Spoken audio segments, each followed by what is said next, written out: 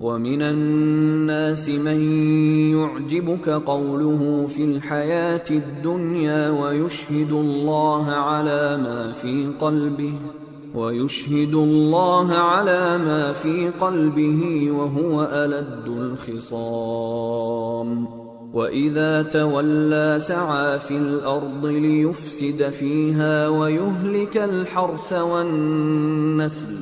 وَاللَّهُ لَا يُحِبُّ الْفَسَادَ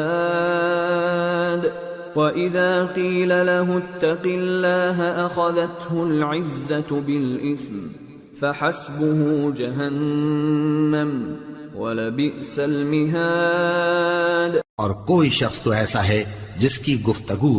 دنیا کی زندگی میں تم کو دلکش معلوم ہوتی ہے، اور وہ اپنے معافی ضمیر پر یعنی اس بات پر جو اس کے دل میں ہے اللہ کو گواہ بناتا ہے، حالانکہ وہ سخت جھگڑالو ہے،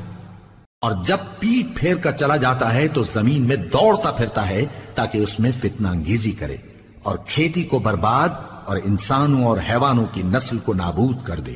اور اللہ فتنہ انگیزی کو پسند نہیں کرتا۔ اور جب اس سے کہا جاتا ہے کہ اللہ سے خوف کر